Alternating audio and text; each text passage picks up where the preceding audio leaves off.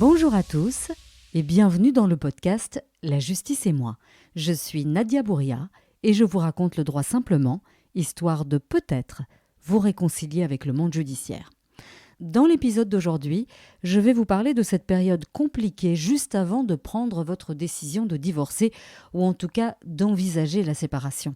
La situation est probablement difficile avec votre conjoint, vous n'en pouvez plus. Alors oui, divorcer, c'est très facile, mais les conséquences psychologiques, économiques peuvent être dévastatrices et l'équilibre des enfants peut également être mis à mal.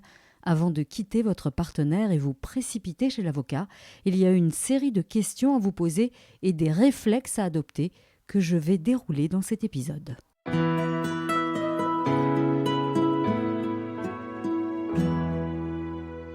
Êtes-vous vraiment au bout de votre histoire ? Si vous pensez à vous séparer, c'est probablement que votre couple est essoufflé. Vous vous ennuyez, vous vous sentez vide, il y a peut-être une baisse de désir, des envies différentes, le sentiment d'étouffer, il y a peut-être des soucis d'infidélité également. Bref, ce n'est plus le grand amour comme au début de la relation. Alors, je vous rassure, tous les couples ont à un moment donné une sorte de baisse de régime. La tentation est grande de prendre la tangente à ce moment-là, mais parfois la solution n'est pas de divorcer, c'est une mauvaise passe qui peut s'expliquer par différents facteurs. Avoir par exemple des enfants en bas âge peut être éreintant, vous êtes fatigué, vous avez l'impression que la seule issue est de partir, alors que peut-être un ajustement dans la répartition des tâches pourrait vous permettre de sortir la tête de l'eau, ou si vous en avez les moyens, engager une nounou quelques heures par semaine pour vous permettre de souffler et par la même occasion redonner un second souffle à votre couple. Alors les problèmes professionnels ou une carrière peu satisfaisante peut parfois expliquer une lassitude, une certaine distance avec le conjoint qui peut être passagère ou plus durable.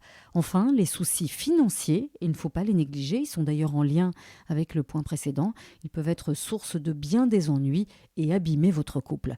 Alors si vous rencontrez l'une de ces problématiques ou plusieurs d'entre elles, il faut peut-être penser à trouver une solution à ces difficultés qui peuvent être tout à fait passagères. Alors la pire des choses à faire est de rester dans son coin et ruminer ou accuser l'autre de vos problèmes. Dans un couple, on est deux à s'aimer. Lorsqu'il y a des problèmes, on doit être deux à chercher une solution pour les surmonter. Premier réflexe, communiquer avec son conjoint dès les premiers signes de lassitude ou de malaise dans le couple. Ne laissez pas une situation pourrir jusqu'au point de non-retour. Et si la communication est difficile, prenez contact ensemble ou séparément avec un professionnel qui est formé pour recueillir votre parole et vos états d'âme sans vous juger. Il vous aidera à faire le tri dans vos émotions et comprendre ce qui vous arrive. Alors l'autre solution est peut-être aussi de consulter un thérapeute de couple dont le rôle sera de vous aider à rétablir la communication ou à faire les ajustements nécessaires à améliorer votre relation de couple. Et par pitié, évitez d'annoncer à son conjoint du jour au lendemain que c'est fini, c'est extrêmement violent et s'il doit y avoir une procédure de divorce derrière, elle sera nécessairement violente. Comment voulez-vous qu'il en soit autrement si l'on a blessé l'autre, même si ce n'était pas son intention? Alors pourquoi je vous raconte tout ça ?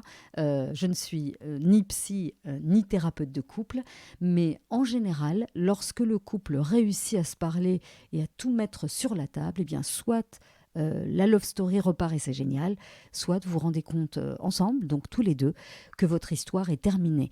Et comme vous vous êtes parlé, vous pourrez négocier la rupture et les conséquences de la rupture pour qu'elle se passe de la façon la moins douloureuse possible. Cela veut dire trouver une solution équilibrée. Alors par exemple, ne pas laisser le conjoint économiquement faible dans une situation désastreuse, expliquer aux enfants que les parents se séparent mais qu'ils continueront à se parler et à se respecter et que eux en tout cas pourront continuer à aimer leurs parents sans problème, parler du budget des enfants et décider très vite quel montant allouer à celui du couple qui gagne le moins d'argent, et puis décider qui reste dans l'appartement ou dans la maison, etc.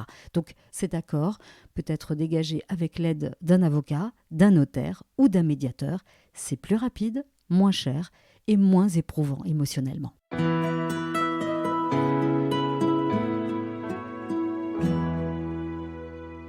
Si d'aventure, la discussion n'est pas possible, la question suivante à se poser impérativement, est-ce que j'ai les moyens de partir ? Est-ce que j'ai les moyens de me séparer ? Je vois trop souvent des femmes partir sur un coup de tête sans réfléchir aux conséquences financières ou en tout cas sans les avoir anticipées.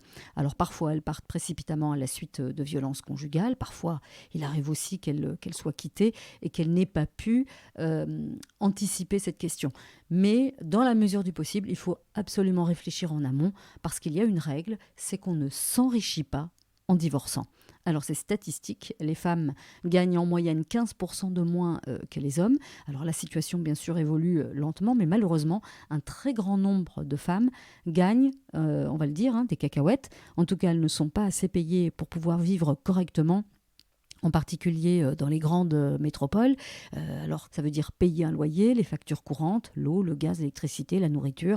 Et puis, il faut bien se l'avouer, les enfants coûtent extrêmement cher et on ne s'en rend pas toujours compte. Alors, avant de prendre la décision de partir ou de quitter son conjoint, il faut faire un bilan financier. Il faut garder tous les tickets de supermarché pour faire les comptes. Donc, combien coûte la nourriture, les activités des enfants, combien coûte de les habiller, combien coûte ma voiture, l'assurance, le carburant, est-ce que ma voiture est nécessaire, est-ce que je dispose d'économies propres qui me permettraient de voir venir durant une période déterminée. Il faut également vérifier le marché locatif de votre région, à combien s'élèvent les loyers. Avec mon salaire, puis-je louer un appartement ou une maison pour moi et les enfants ? Il faut faire l'addition d'absolument tous les frais et ce n'est que comme ça que vous pourrez vous rendre compte si oui ou non il est possible pour vous de vivre seul sans courir à la catastrophe. Alors si vous êtes copropriétaire de votre maison, le juge pourrait peut-être vous permettre d'y résider jusqu'au prononcé du divorce, mais il faudra chercher une solution pour la suite si vous n'avez pas les moyens de racheter les parts de votre mari et là aussi il faudra l'anticiper. Autre situation, si vous êtes femme au foyer, vous êtes économiquement vulnérable. Même si vous pourriez obtenir une pension alimentaire, il faut savoir qu'il y a une sorte de no man's land entre le moment où vous introduisez la demande en divorce et une éventuelle décision du juge sur un devoir de secours sur une pension alimentaire. Il peut donc se passer plusieurs semaines, parfois plusieurs mois, avant de pouvoir toucher un centime si monsieur se décide à payer. Parce que c'est une réalité qui est souvent ignorée, mais lorsque le divorce est houleux, il y a beaucoup de chances que monsieur rechigne à payer. Il faut donc prévoir un plan B. Bien avant de partir, prenez contact avec les services sociaux pour vous faire expliquer les aides possibles et les conditions d'obtention de ces aides. Examinez le marché de l'emploi. Pouvez-vous trouver un travail dans votre secteur, dans votre région pour pouvoir subvenir à vos besoins ou à ceux de vos enfants. Mettez à jour votre CV si vous en avez un. Alors si vous n'avez pas de formation, eh bien réfléchissez à faire une formation express. Il y a de nombreux organismes qui vous forment en quelques semaines, des formations express en secrétariat, en vente, etc., qui vous permettent de vous insérer rapidement dans le marché de l'emploi. Enfin, une dernière piste, votre famille peut-elle vous venir en aide le temps de stabiliser votre situation ?